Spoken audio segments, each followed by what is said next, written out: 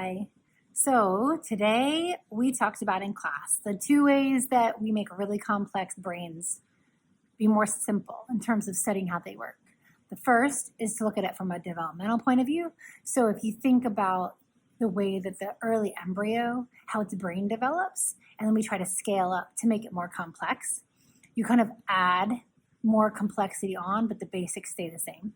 The second way is to look through evolution at how brains used to be thousands and thousands of years ago, millions of years ago.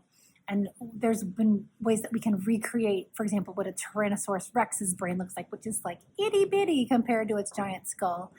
And we see way back then, even you had the same basic developmental processes happening in these early organisms, similar to the way that us as humans develop.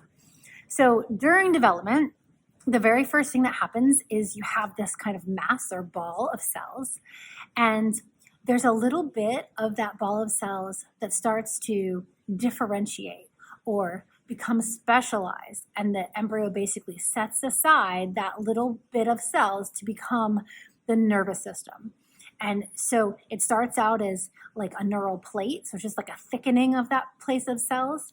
And then that becomes this neural groove where it has a little indentation, and then a neural tube. So it basically turns into like the two lips come over, it makes a tube, and that tube is fluid filled, and it becomes basically the very beginnings of what your spinal cord will be and the brain. And then after that happens, the brain itself starts to get different sections to it. So the first thing that happens is it kind of divides into three parts.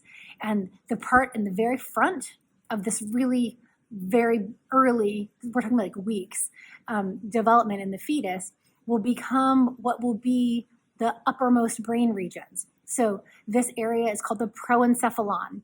And everything that is in those little area of cells will become things that will end up being like the cortex or the upper layers of our brain. And then the middle area, called the mesencephalon, that'll kind of make all the middle brain areas. And then the back end of what will be the brain is called the rhombencephalon, and that ends up becoming the lower down areas in our brain and the part that connects to the spinal cord. So as all this is happening, it's kind of, instead of being a ball or a plate, it's kind of starting to thicken out, and the embryo itself is starting to elongate, and it's becoming more like what we think of when we think of a really early developing embryo. And so these further differentiate, so they specialize, and once a cell in the brain kind of goes down a certain path, like once part of the cells in the brain, baby brain, starts to become something in the forebrain region, then it's kind of committed and it has a fate, and it will be part of that kind of most top brain area.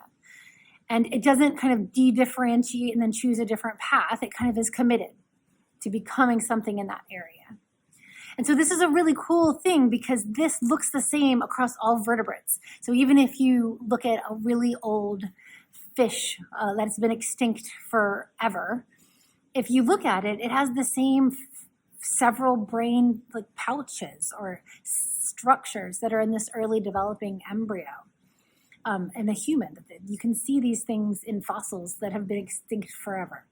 So this shows us that there's a lot of continuity that's happening, and it's one of the reasons why animals are so useful in terms of answering questions in a more simple setting without some of the ethical dilemmas that you would run into if you really wanted to ask and answer these questions in a human, especially questions about development, because if it has to do with little kids or with unborn babies, then we're not going to want to be like manipulating that in a human.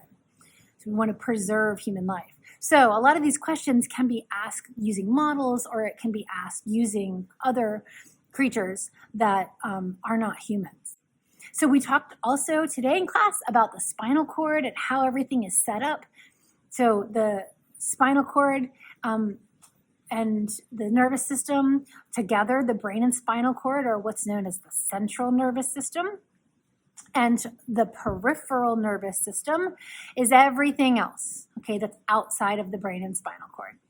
And we talked about that down their spinal cord. It kind of goes down your backbone in between your vertebra Okay, and your vertebral column is what allows you to kind of stand up and articulate and move. But in between each of those, you have spinal nerves. You have 31 pairs of spinal nerves, and they come out on either side of your spine, going all the way down. And each one of those kind of pairs of nerves, you've got one for the left and one for the right. And what it ends up doing is it brings information in, and it sends motor information so you can respond back out, so that you have a way to understand what's happening in your external environment, and then a way to respond to that environment or that thing that's happened that you need to have a reaction to. And so these are basically divided up into what's known as a dermatome. So this is like one pair of spinal nerves goes out, and it might innervate or supply feeling and to a certain area, and it also will give you a motor response in that same area. This is one of the ways that you can kind of figure out where people have spinal injuries, because you can kind of tap going from the feet all the way up, and you can, knowing when you can start to feel something, you can kind of determine where on your spinal cord the injury might be if you have a spinal injury. So very cool, kind of starting to think about the organization of the nervous system and just get a basis. We're going to do some kind of neuroanatomy coming up in the next couple weeks. And this is just a foundation to realize that the structure is kind of the same, where you almost always have a way to get information into the brain. You have a way to consolidate or make some kind of decision about how to respond. And then you have a way to get that response back out and actually implement it. And these things typically go up and down the spinal cord and then go out at the level of whatever spinal nerve supplies the area of the body that you want to move, or what is bringing in information at that particular part of your spinal cord. So we will have some terms coming up, and we'll try to make things as simple as possible. But this is the very cool, exciting part about just the nuts and bolts of how our nervous system works. So thank you for watching.